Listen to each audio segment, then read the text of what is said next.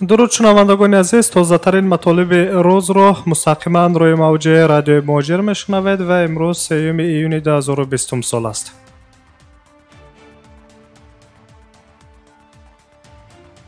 охирин хабарҳои рӯзро аз тоҷикистон шурӯъ мекунем. Дар як шабона рӯзи охир дар ҷумҳурии тоҷикистон як нафар аз вируси COVID-19 фавт кардааст. шумораи умумии қурбониён бошад аз аввали хуруҷи эпидемия дар кишвар 48 нафарро дар бар мегирад. вазорати тандурустӣ ва ҳифзи иҷтимоии аҳолии ҷумҳурии тоҷикистон хабар медиҳад, ки дар як рӯзи охир 91 ҳолати нави сироятшавӣ ба қайд гирифта шудааст, ки ин нисбат ба як рӯз пеш 4 ҳолат зиёдтар мебошад. дар ҳоли ҳозир дар умум дар тоҷикистон 4191 нафар сироятшуда аз коронавирус ба қайд гирифта шудааст.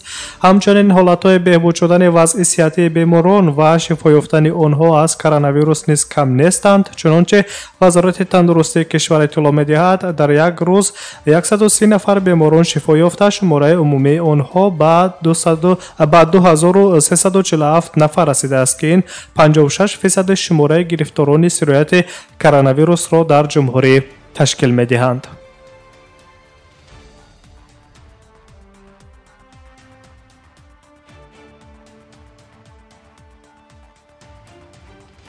хабарҳоро дар доираи тоҷикистон идома медиҳем. дар нишасти матбуотии дафтари минтақавии аврупоии созмони умумии ҷаҳонии тандурустӣ дар бораи сафари такрории гурӯҳи махсуси созмони ҷаҳонии беҳдошт ба тоҷикистон сухан рафтааст.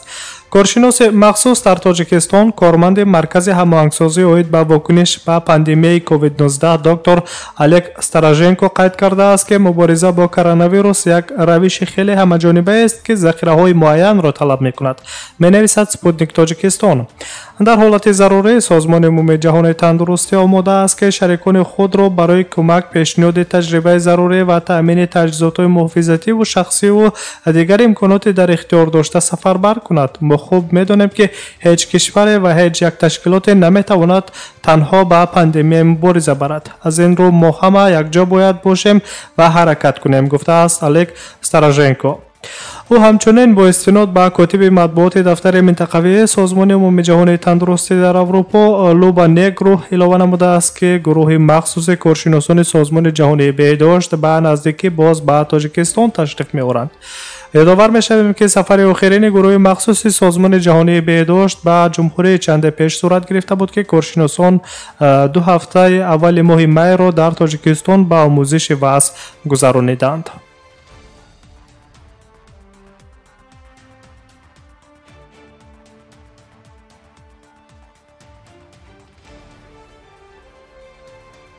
ва аз тоҷикистон ба париж меравем. дар шаҳри Порис, пойтахти Фаронса, эътирози ҳазорон тазоҳургарон алайҳи зӯроварии пулис ба бунёди марди ва ба ёдбуди марди 24-солаи сиёҳпӯсти фаронсавӣ Адам Траур, ки пас аз дастгир шуданаш дар соли 2016 ҷон додааст, баргузор шуд. бо вуҷуди манъи баргузории чорабиниҳои оммавӣ бар асари пандемия аз коронавирус, аз рӯи ҳисобҳои гуногун аз 15 то 20 ҳазор нафар одамон дар намоишҳои эътирозӣ ширкат варзиданд. эътирозгарони фаронса низ дар баробари тазоҳуркунандагони иёлоти муттаҳидаи амрико дар робита бо марги Ҷорҷ Флойди сиёҳпӯст низ бо нишони норозигӣ аз кори мақомоти пулис садо баланд карданд.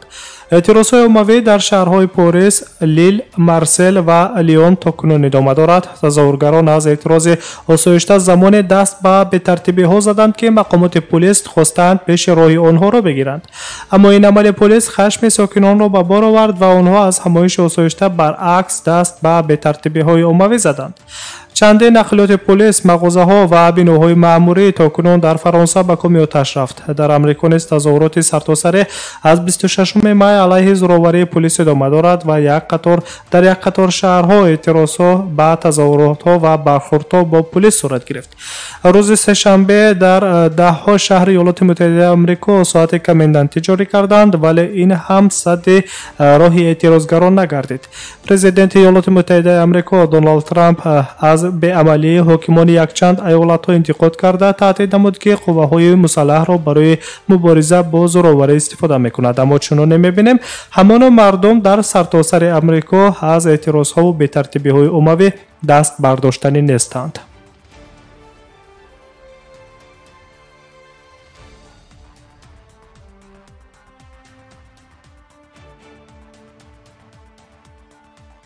شما آخرین تحولات تاجیکستان و جهان را مستقیما روی موج رادیو موجر میشنوید و از امریکا و فرانسه برمیگردیم به آسیای میانه نظر میکنیم به وضع قرقیزستان.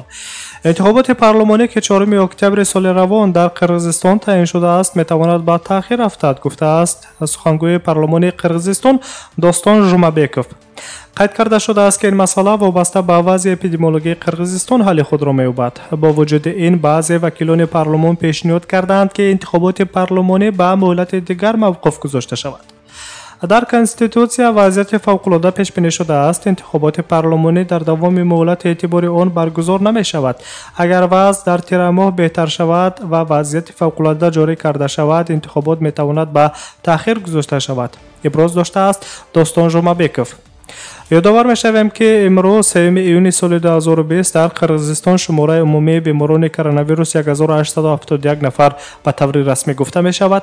قبلا با سبب سر زدن این بیماری در این جمهوری حالت فوق‌العاده جاری کرده شده بود، اما 10 می در بعضی از منطقه‌های علاهیده آن مقامات تصمیم گرفتند که حالت فوق‌العاده را بکار کنند. حالا در شهرهای بیشکک، اوش، ناحیه اتپشین و در دهات قنشقیه ناحیه چتکل وضعیت فوق‌العاده عمل می‌کند.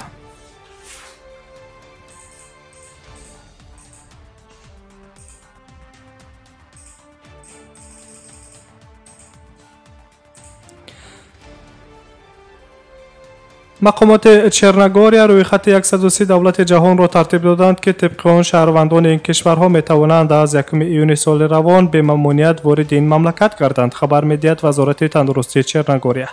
در این راه خط جمهوری تاجیکستان نیز شامل است. قید کرده می شود که هنگام وارد شدن به چرنگوریا از شهروندان کشورهای در روی خط بوده چاره‌های محدود کننده به مثل نگاه داشتن در کرانتین و یا گذراندن تشخیص حتمی از کرونا ویروس طلب کرده نمی شود.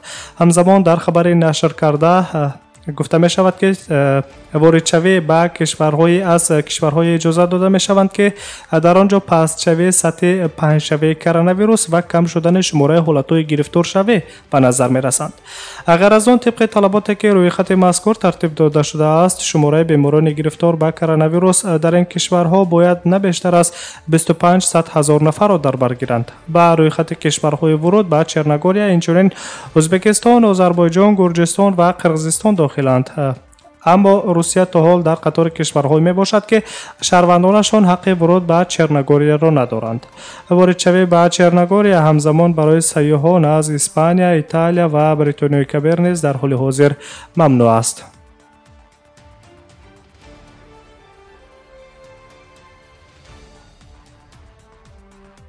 شنوندگان عزیز، شما مهمترین مطالب آخرین روز را مستقیما روی موج رادیو موجر شنیدید. سلامت باشید. برنامه‌های دیگری ما مستقیما ادامه دارد.